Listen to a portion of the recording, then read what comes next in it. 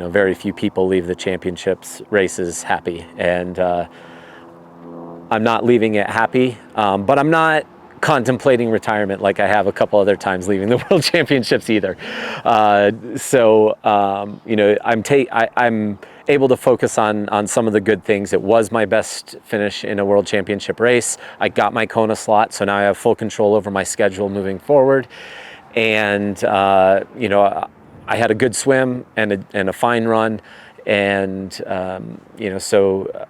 and I learned a few things that I need to continue to work on. So overall, I'm taking this as another step forward in my development as an athlete. I still 100% believe that I have the tools that it's going to take to win a world championship.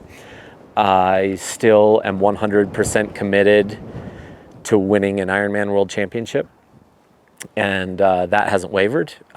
So while this wasn't the result that I wanted, I do think that it was another step forward.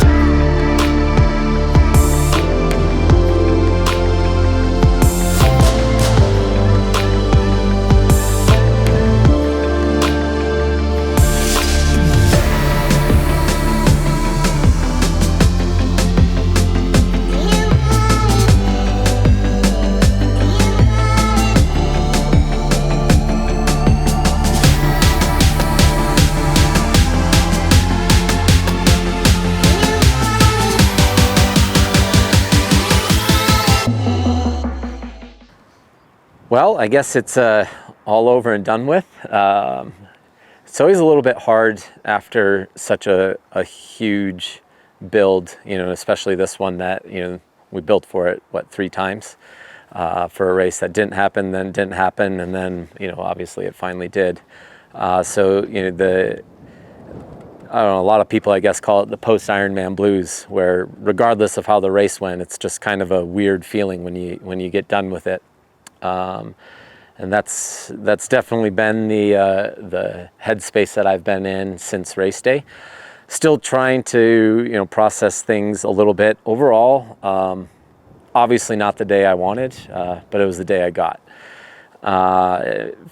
We'll focus on a few positives first. I think I got off to a really good swim start. I was in a good spot on the feet that I thought would be in the Andy Potts Christian group, and unfortunately the person right in front of me lost feet about 1,000 meters in, and by the time I could get around him, it was just too much. I put in about a 200 plus meter sprint as hard as I could, and by that point I just couldn't close up that gap once I finally got around whoever was in front of me and lost feet, and so then I was in front of the I guess second chase group, the big group, and I sat on front of there for a while, feeling really good, swimming really well, and then at the last turn I kind of looked back and saw how big the group was, and I honestly just shut it down a little bit and decided to try to let the heart rate come down a little bit and move to the back, or not to the back, but I just moved back 3 or 4 people. Went through, had a good transition, so another positive there. Got onto the bike pretty well, and that's kind of where things didn't go so well for me. And to be honest, I'm at a bit of a loss as to what exactly went on. If I would have, told you that I held XX power after the race, all the modeling and everything that we did showed that the way that I rode, I should have been about 7 minutes faster, which is right where I was at. It wasn't an issue with the power meter reading off. Power to heart rate was always right where we expected it to be. So there was just something off, and I don't really know what that is yet. I I had very few changes from the race setup that I used in South America, and I had over 14 watts of drag more for this race than I did down there, and that definitely shouldn't have been the case.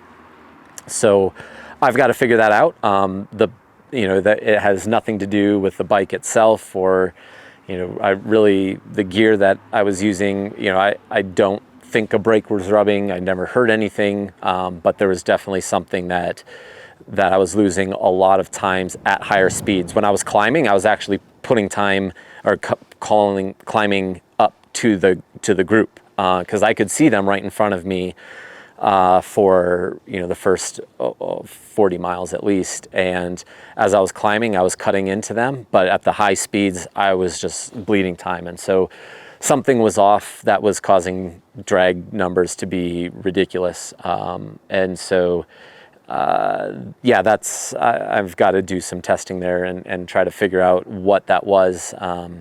And so, I'm going to the drawing board and going to test everything one piece at a time, hopefully find an answer there.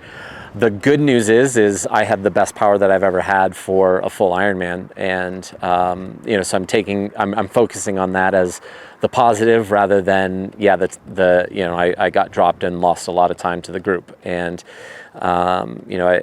I think that once I figure it out, it's gonna be a frustrating moment, but an encouraging one, because I'll be able to. It's an easy solve. All the testing I've done, with very few changes, it's a head scratcher. But it's something that there is a definite answer, and so I really think that I'm really not nearly as far off as I showed I was on race day.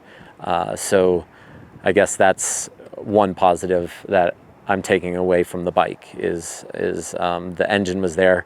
Overall, the back was just okay. I need to continue to work on making that better. If it was a completely flat course, I'd have been in trouble. The good thing with the course is I was able to get out of the saddle quite often without being penalized during the climbs. And if this was a course like a Texas that you have to stay pinned the entire time, it would have been a problem for me. And so I need to keep working on that and keep making sure that becomes less and less of an issue moving forward again.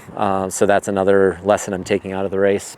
And then the run, I got off the run and, I was in 21st place, or I got off the bike in 21st. And obviously that wasn't where I envisioned getting off, and I didn't really envision getting off that far down. And so it was a quick decision-making process about, what's the best case scenario? If I have the best run of my life, what can I do here? And I thought that it would have taken the best run just to crack the top 10 at that point, which is what I set out to do. So I ran out aggressively.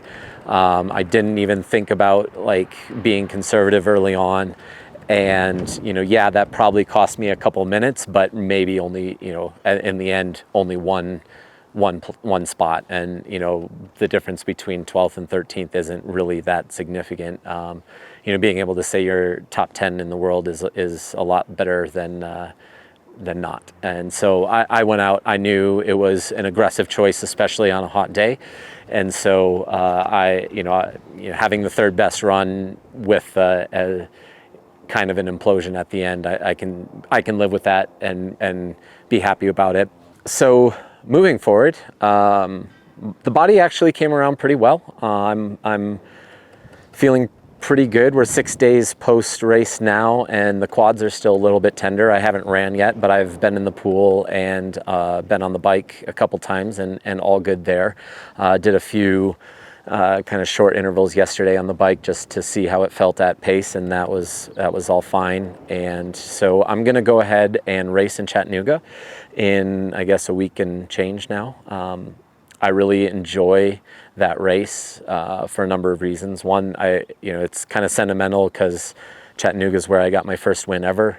Quintana Roo is there also, and so it's always good to race there and to see those guys, and it's another good course for me, and another opportunity to race in the heat and the humidity, which I've definitely continued to need to work on. And so I'm going to go there, and then afterwards, I don't know.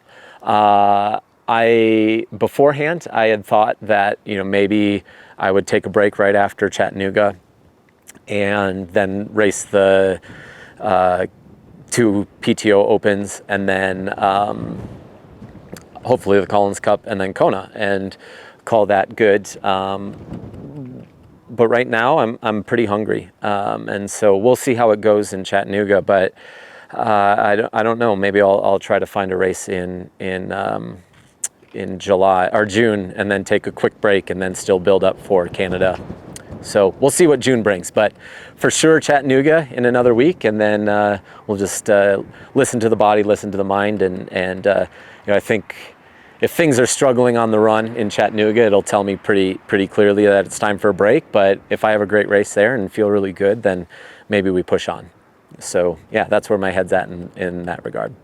So I'm not gonna lie, this was not a video that I was looking forward to doing, but I felt like I committed to chronicling this journey and this process, and you've got to do that when the sun's shining, and when you're not feeling as well as you can be, or when races don't go well, you can't just skip it. So yeah, I appreciate you all following the journey, and yeah, hopefully we can keep this rolling into the summer races, and then as we build into Kona.